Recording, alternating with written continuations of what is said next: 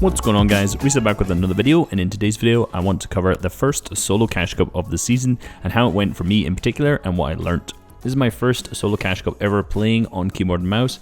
As you all know, I'm learning keyboard and mouse right now, so I'm kind of dog, but this is kind of a good starting point. My plan with this is to continually do these as the weeks go on, as I get better and better, and kind of track that process along we go. I have a really interesting video planned for next week, which that's kind of a bit of a sneak peek at it, but I'm interested to see it. So let's just kind of dive straight into the games and see exactly how they went. So I started off with some angels to warm up as always, and then into some 1v1 realistics as do.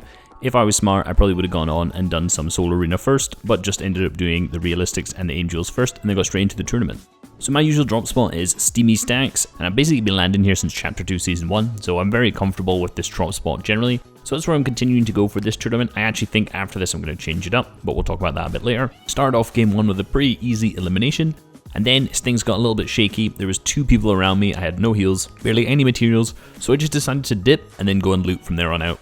I could have stayed and tried to fight with them, but in all honesty, at this point I'm still not confident in my fighting skills, so I made the smart play to take an opportunity to disengage when I could, try and loot up, and then maybe get some more eliminations later on when I had a better loadout to do so. My main goal for this tournament was just to play really smart, not take any fights that I didn't need to. Again, if I was a good fighter, I would be taking way more fights at this point, but I'm only learning keyboard and mouse, so I'm trying to stick to my strengths and really not to take as many fights as possible. If I died in that situation, that's an entire game wasted, and it's just a complete waste of time. And if I didn't disengage, I wouldn't have gotten this absolutely god RNG. See if I can get something better than this AR, maybe some shields. Okay. Another gold scar! What is this RNG? You can tell how passive I was trying to play by trying to take shots on this guy, and just listen to what I actually end up saying. No. Like, see that? If I was trying not to be smart, right, I'd push that. This guy's clearly not very good either. He's running, but I'm trying to not be stupid. I'm trying to actively not be stupid. It goes against my natural instincts. I wish I'd not managed to stay stupid throughout the entire tournament. However, you understand the mentality that I was trying to play here. I was really trying to talk myself up, trying to actually keep myself from making really stupid plays, and actually just trying to play for endgame. There's a ton of placement points in the top 3, and I'm not a good W keyer, I'm not a good fighter in game yet, so I'm not going to be just taking random fights that I don't need to. If I'd cracked him for like 60 white, maybe different. My loot is absolutely insane, so I would have. But at this point, just tagging him for 60 blue, the potential of me wasting the complete inventory I have for endgame would just be gone, and it would be a complete waste of a game. So I then did what I'm now dubbing the Reisshub Classic. Don't worry, I'm not just naming it after myself because I have a huge ego. I discussed it with Twitch chat. We're calling it the Reisshub Classic, and this is where you hide in a bush, dead side. If you're just sitting boxed up, chances are you're going to get W keyed. Hiding in bushes is actually really powerful, in particular in the sniper meta because you have so many angles on people. Now, I noticed the kid that I sprayed earlier for 60, I then hit him for 2 big AR shots and crack his shield, and at this point, it's definitely worth pushing this fight for the elimination point. It's so free, I've already tagged him for white, he's building in wood, I have a purple tack, there's almost no way I can lose this fight at all. In particular, because I'm on the dead side of zone 2, so I'm just trying to be a complete psycho at this point, really. Don't need to do anything special, just get the cone in, he runs out and then actually nearly kills me because we love AR players, but at the same time, picked up a really easy elimination, and it was definitely worth pushing because I got the point for it. And a little refresh on materials. Before zone started, I was trying to get eliminations, and if you notice, I opened the wall and instantly closed it and listened to what I said. Wait, you could be in that cone. Yep. If there's a cone next to your wall, you have to be very careful there's not someone just sitting in it, because if you open that edit, it's so common for people just to get eliminated. Now, if you watch this dead side rotate, I took the bounce pad, and if you look completely to the left side of the zone, there's barely anyone there, so I used another bounce pad to get there, because everyone is on that right side. Why moving side dead zones is so good. Now, I may have made a small mistake at this point, which is, let's just listen in. Waste minimal materials. Don't even need to build. Probably well though, Justin. Yep, I probably should have done that. Yeah, so I maybe should have built a little bit. I was way too overconfident with the fact that I was on dead side. It was a really good rotate, but I really could have just used a little bit of wood to get me going through those endgames, and I would have avoided getting hit in the back by that sniper. I made it up till 3rd, and I really should have covered my left hand side because I knew the other player was there, and then, well, I got double bombed. Oh well, I got 3rd. So game 2, again, dropped at Steamy Stacks, which I did every game. So I went to my normal spot, which was the east side buildings. I got kind of a scuffed drop, so I ended up landing on the low ground. And this is where knowledge of your drop spot comes in handy. I can see the guy above me, I know he'd opened the chest in this window, and I've been in this situation before when I'm in that window trying to shoot the player down below. So I knew that as the player below, he would be in a really awkward angle, and all I could do is just sit and wait for him and pick up an easy elim because of this. The mid game was pretty uneventful after this, but I managed to get into the 5th zone ready to make moving with reasonably okay mats, not fantastic. And this really shows how good sand rotates are. No one really shoots you, and you just get a completely free rotate. So if you're on the sand, you need to actually prep for this. However, at the same time, if you're in a really stacked game, you need to ensure that you're taking a good path because someone can easily box you up, you can easily get damaged because of this. But because this was a cash cup, it was pretty free. I managed to roll around and make fun of Rojo at the same time. I feel like Rojo at the World Cup. Oh. I got to the complete far side of zone, and zone ended up pulling back, and I really should have been aware of the fact that A, there were so many people in the sand, so everyone's going to be low ground, and B, it's pulling back, which means I'm going to be against a ton of other players. I should have just gone out the way that was essentially dead side and ramped over the top and been completely away, and instead I kind of just went straight towards the player, and I placed a ramp in his box because I didn't angle it correctly and ended up going down just because I essentially panicked. While speaking to AI and trying to upgrade or get any kind of task, ammo, bounty, whatever it is, you should always build walls around to protect yourself. And that's exactly what I did here. Ability on that person, but you can get AR ammo, which is really useful. Clearly, it worked. Despite the fact that I was annoyed, my mentality was fine because I was just trying to play the best that I could. Yet again, got some God Streamer RNG.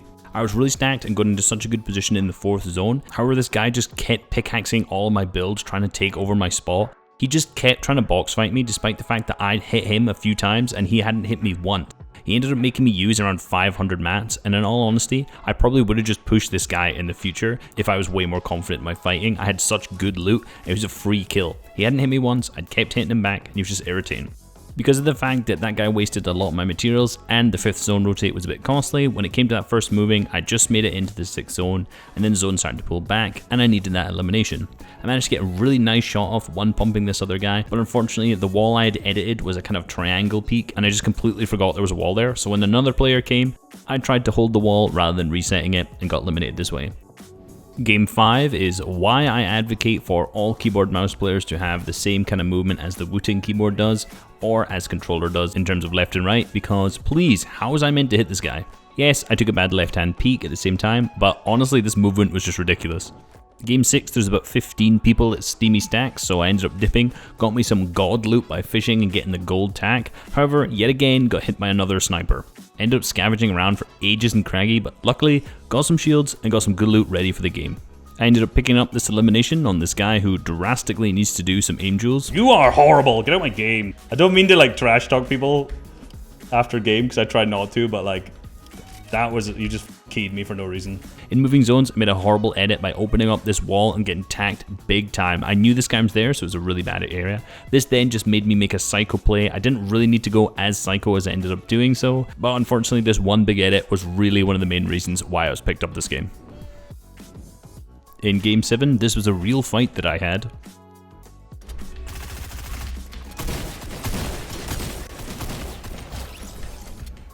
Okay. Now this is the game that I was really ahead of the meta. I may actually be redefining the game as we know it by using the Reis Classic here. Bye bye! I'm not even sure if you could get a better centered 3rd zone position than I had here, which ended up obviously getting me a good 4th zone position, and I had a ton of mats from that skillful elimination I got, so I ended up just building a big base to sit in.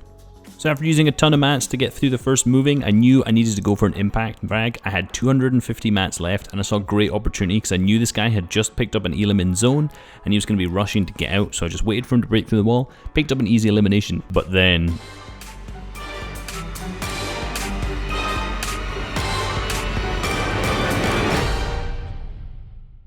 If you notice my mats, I managed to get completely capped from this, which was amazing. So I said, I'm just going to get ahead of zone, I'm just going to keep play moving as far as I can. I was being very careful because I only had 10 white HP. I managed to pick up the second last elimination, but unfortunately I made a horrible play. Just panicked yet again, not used to these situations on keyboard mouse, and ended up going down. So at this point, after 7 games, I'm actually around 700th right now, which I was very happy with given my first tournament on keyboard and mouse.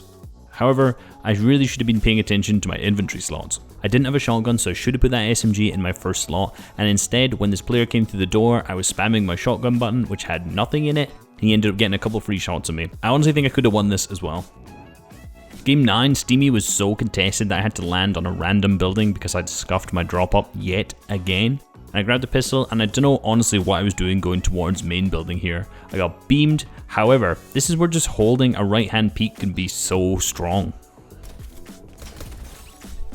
Get out my box, baby! I got a little soft aim. Woo. I was feeling pretty good as well. This other player decided to fight me, so I said, you know what, I'm just gonna pop a big and be safe.